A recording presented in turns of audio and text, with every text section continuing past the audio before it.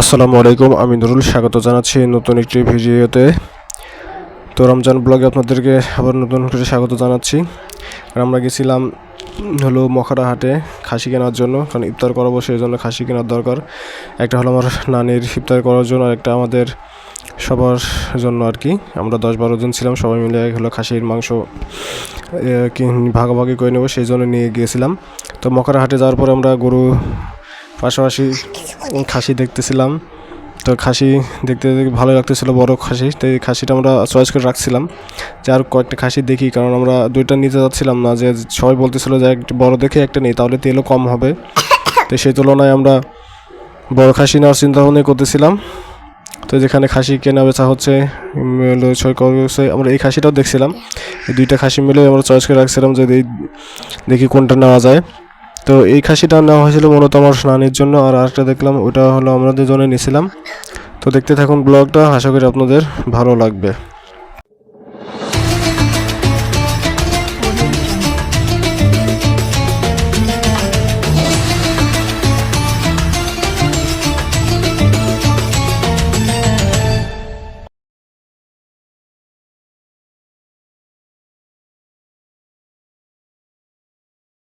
আব্বুরা খাসি কিনতে গিয়েছিল, আমাকে নিয়ে যায়নি। আব্বুরা বাসায় খাসি দেখাতে আমাকে এনেছিল, আমি দেখেছিলাম।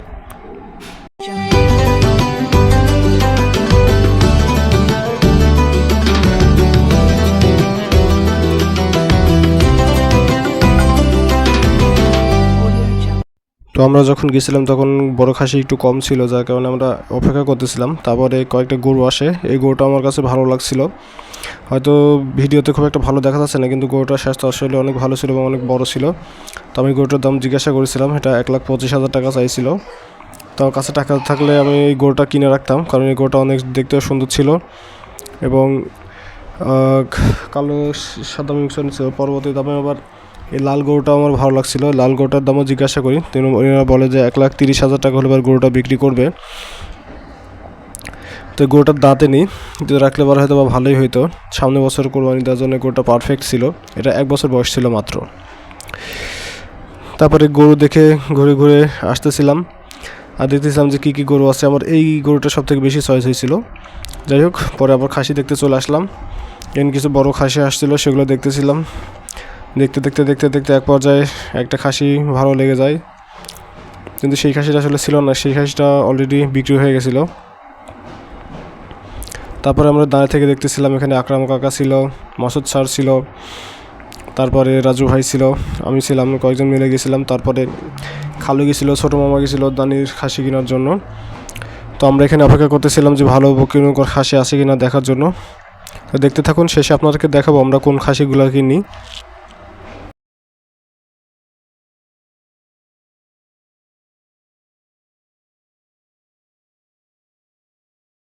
তো আমরা দেখতেছিলাম, তবে আকরাম কাকু এই খাসিটা নিয়ে আসছিল।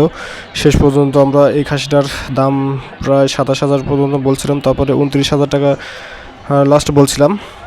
তো এইখানে দামাদামি লাস্ট পর্যায়ে 29,000 টাকা বলছিলাম, তারপরে দিতে চাইনি, পরে তারা নিয়ে গেছিলো। লাস্টে আমরা এই খাসিটা আমাদের জন্যই কিনি। তো খাসিটা দেখতে অনেক ভালো ছিল, আমরা আইডিয়া করছিলাম যে 35-36 কেজি মাংস হবে, কিন্তু যেহেতু ওই দিন বৃষ্টি হয়েছিল, নিয়ে আসার সময় একটু ঠান্ডা লাগছিল, খাসিটা কিছু খাইতে যাচ্ছিল না। পরের দিনই যেহেতু জবাই করেছিল, খাসিটার মাংস একটু কম হয়েছিল, 32 কেজি হয়েছিল। আর এই খাসিটা নিয়েছিলাম আমার নানির জন্য। তো এই খাসিটার দাম পড়েছিল প্রায় 34,000 টাকা, মাংস হয়েছিল 38 কেজির মতো। ভাবছিলাম যে এটার হয়তো মাংস কম হবে, কিন্তু এটারই মাংস বেশি হয়েছিল। তো যাই হোক, এটা যদি ছেড়ে দিতাম তাহলে এটাও আমরা পাইতাম না, পরবর্তীতে এটাও নেই। তো শেষ পর্যায়ে এটা আমাদের জন্য ফাইনাল করে ফেলি, 29,000 টাকাতে আমরা কিনে ফেলি। তো খাসির সাথে একটা সেলফি নিচ্ছিলাম, দাঁড়াইছিল, খাসি অনেক ভালো লাগতেছিল। তারপরে যে জোড়া খাসি কেনা হয়, এটা কেনা হয় হলো নানির জন্য। তারপর আমরা এখানে খাসি দুটা নিয়ে এসে এখানে বিল পরিশোধ করে আমরা নিয়ে যাই। তো নেশার সময় আমি এই ছবিটা উঠাই। তো আজকের মতো এই পর্যন্ত ব্লগ, সবাই ভালো থাকুন, আসসালামু আলাইকুম।